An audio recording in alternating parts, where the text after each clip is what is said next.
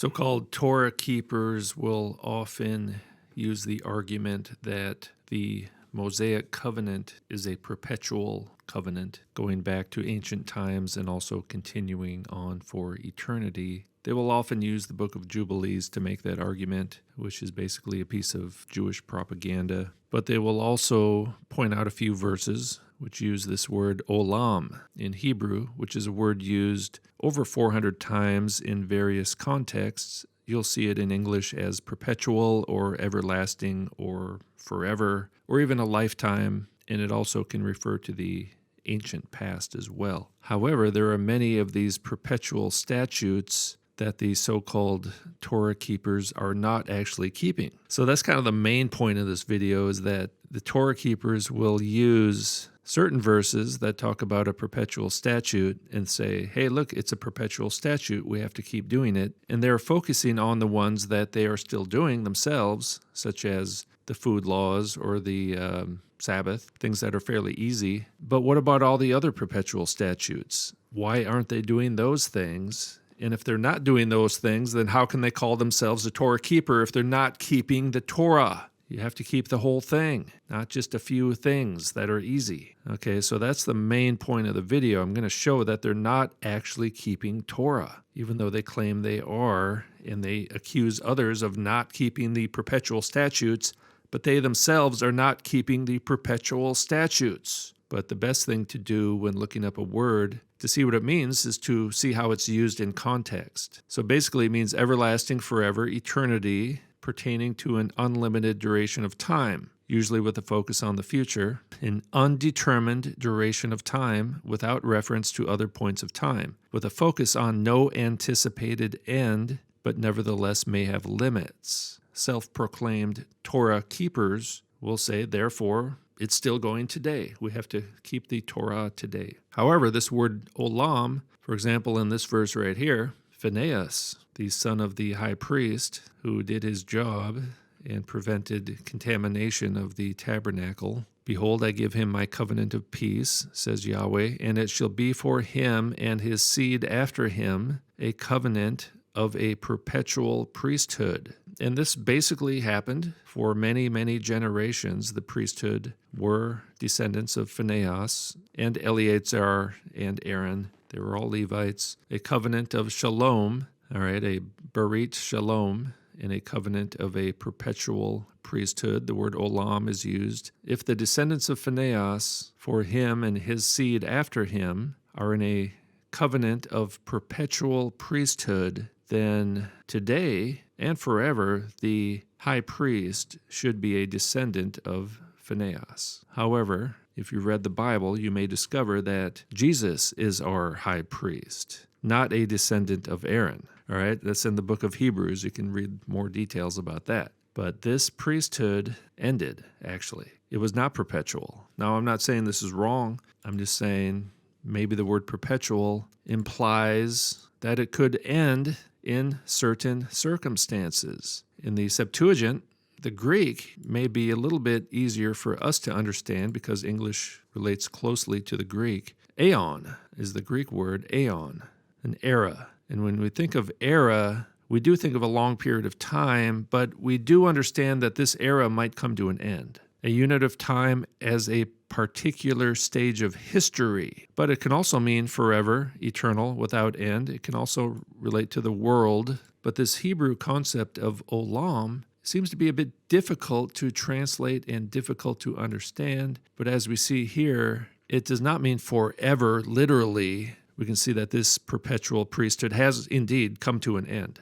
And indeed, this priesthood did become very corrupt. Now here we see Yahweh appeared to Solomon and said, I have set apart as holy this house, this temple, which you have built, by putting my name there forever. And my eyes and my heart will be there perpetually. Well, now this word here, forever, is olam. This one is not olam. This phrase right here actually says all the days. Is God's name still in Solomon's temple? We could refer to Ezekiel 10, where the glory of Yahweh departed from the threshold of the house or the temple. The presence of God left the temple. Even though right here it says, I have set my name on this temple forever. My heart will be there perpetually. And another issue we have is that the entire temple was destroyed. And again, here, I've established the throne of your kingdom over Israel forever. But if you serve other gods and worship them,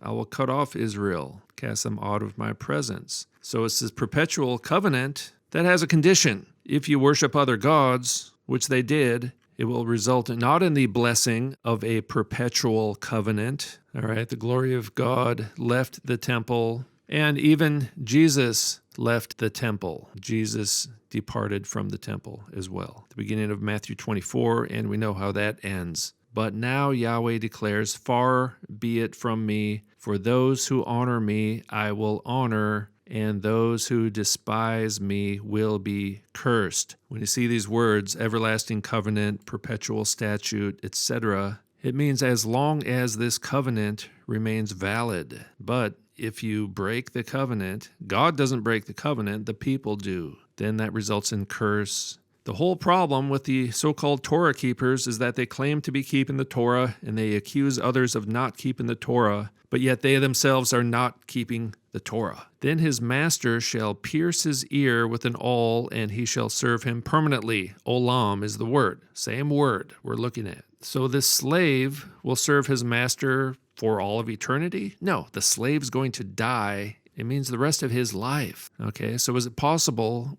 when you see Berit Olam, the eternal covenant, the permanent covenant, the perpetual covenant, it means the rest of this era of this covenant, as long as this covenant is in place. You shall keep this event as a statute for you and your children forever. So there you have this olam used in the context of passing this on to future generations, right? Now, there's no determined end date. Now, these people may have thought it would go on forever, but did it go on forever? No. Burning the lamps continually in the tent of meeting shall be a perpetual statute. Are these lamps still burning in the tabernacle? I don't think so. Where's the tabernacle, first of all? And then where's the lights still burning? Where's the priesthood of Aaron? None of these things exist now. So if the Torah keepers want to avoid the covenantal curses, they've placed themselves under a curse, not a blessing, because they're not keeping this. What about this perpetual statute? So what I'm saying is that I get emails, people constantly telling me the Mosaic covenant is a perpetual covenant that we still need to observe today. You shall make for them linen undergarments. They shall be on Aaron and on his sons. It shall be a perpetual statute to him and his seed after him. Where is Aaron's seed?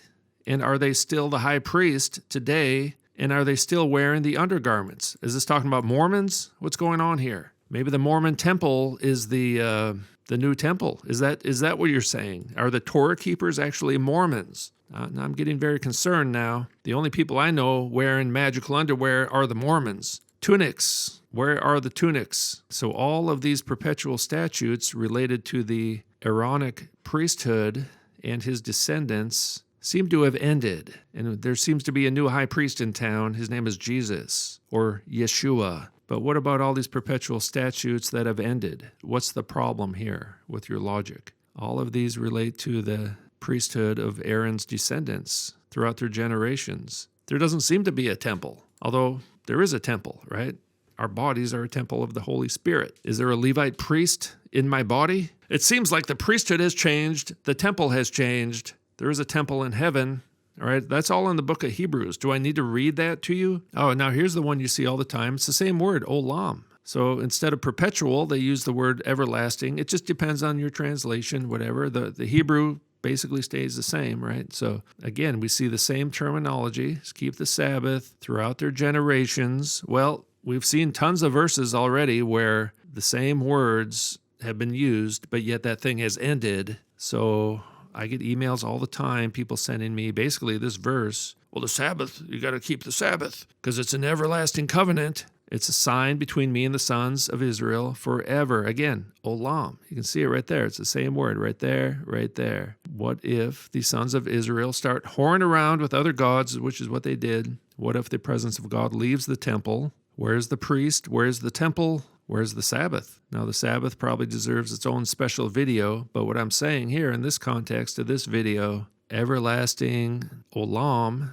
doesn't always mean eternal forever and ever and ever. It is conditional. All fat is Yahweh's. It is a perpetual statute throughout your generations, right? It's the same phrase used all the time, whether it's a berit. The sacrifice is a perpetual statute. Why are you not doing the sacrifices? It's a perpetual statute. So we got to keep the Sabbath. It's an everlasting covenant, but this animal sacrifice is an everlasting statute, but nobody's doing this one. So if you're going to say, hey, you're not keeping the everlasting Sabbath, I'm going to tell you, you're not keeping the everlasting sacrifice. Oh, that's because we don't have a temple. Go out and build one. We don't have a Levite priest. Go find one. My priest is in the temple of heaven. If you're in the Mosaic covenant, you don't have a high priest because the high priest is in the new covenant. All right, the high priest today, Jesus, Isus, actually is what the Bible says. It's written in Greek. Isus is the priest of the new covenant. The sons of Aaron may eat the grain offering. Perpetual statute throughout your generations. Notice that's a set phrase used every time. Are the sons of Aaron still eating the grain offerings of the sacrifice? That's my question to you. Where's the burnt offering? It's a perpetual statute. So why is the Sabbath the only thing that's everlasting, or the food laws, but yet the sacrifices are not everlasting, even though it says it is? Because maybe you're taking this word olam out of context, out of its conditional, temporal context. They're all perpetual statutes related to the priesthood and the temple and the sacrifices. Perpetual statute all over the place in the book of Leviticus, but yet no one seems to be doing these today, and yet you accuse others of failing to keep a perpetual statute when you yourselves, the self-proclaimed Torah keepers, who are actually under a curse because they are not actually keeping the Torah. They are not keeping these perpetual statutes. I've actually seen Torah keepers waving stuff, but they're not actually making the actual offerings at the temple where the presence of God is. So Leviticus 16 is a perpetual statute. Where's the scapegoat? I have never seen a Torah keeper set a scapegoat free in the wilderness. But according to the Bible, this is a perpetual statute. Are they really Torah keepers? Or are they just a bunch of posers? Where's the sin offering? Where are the animal sacrifices? Where's your fire pan with coals and incense? Where's your high priest? Oh, he's in heaven. Well, it looks like things have changed in that point because Jesus is not a descendant of Aaron, so it's a perpetual statute on the 10th day of the 7th month. However, Jesus has fulfilled this once and for all with his own sacrifice. What happened to this perpetual statute? If you're really a Torah keeper, then go find some goats and set one of them free in the desert every year on the 10th day of the 7th month, or else you're not keeping the Torah. Sabbath is pretty easy to do. What about the other stuff? Are you only supposed to do the stuff that's easy to do?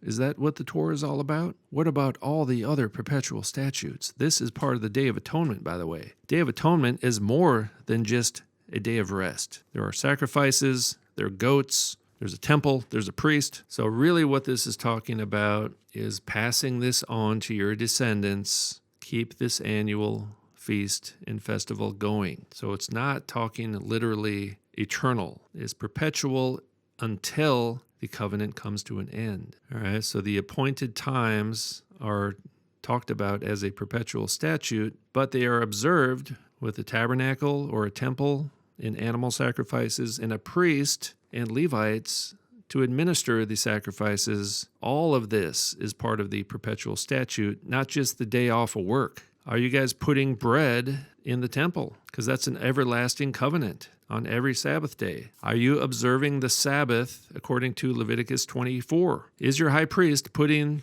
the 12 pieces of bread on the table in the temple? Are the sons of Aaron eating the bread? This is his portion forever. Oh, look at olam. It's our word olam, which is also right here. So here's the Sabbath. Where's the bread? Here we go. Permanent. Olam. It's the same word. Cities for the Levites. The Levites have a permanent olam, right of redemption. It seems to me that at some point the Levites got kicked out of the land because of their own idolatry and their own corruption. Priestly sons of Aaron shall blow the trumpets. It's a perpetual statute throughout your generations. Are the sons of Aaron still blowing the trumpets? I haven't heard any of these trumpets being blown lately. It's a perpetual statute. We must observe this. If you're going to call yourself a Torah keeper, go find yourself a son of Aaron blowing the trumpet, because it's a perpetual statute. Yeah, maybe there's one or two of these things you could do, but guess what? The Israelites didn't even do it. They did not keep these things perpetually. They were whoring after other gods. Just more and more perpetual statutes that no one seems to be doing today. Here's a perpetual statute and an everlasting covenant of salt. Olam, olam. So the same Hebrew word using two different English words right next to each other. Where are the Levites today? Where's the tent of meeting? So what I'm saying is that the Torah keepers send me emails saying this or this or this is a perpetual statute. We need to keep doing this. This is my proof text. What about the other dozens and dozens of verses that you yourself are not doing? So did these perpetual statutes remain valid for all of eternity? It appears not. Forever just means until the guy dies. It's the same word, olam, all right? Just like when we say in a love song, I will love you forever, right? I will always love you. Well, when you die, things may change at that point. I will not go up until the young boy is weaned. Then I will bring him that he may appear before Yahweh and stay there forever. Olam. So the boy's going to stay there forever? Well, the boy's going to die eventually, at which point he will not be staying there anymore. And here it kind of clarifies it, right? I've dedicated him to Yahweh as long as he lives. He is dedicated to Yahweh. Well, there you go. In addition to that, you could say as long as the covenant is still valid, this is what we must do. Is the Mosaic covenant still valid? If it is valid,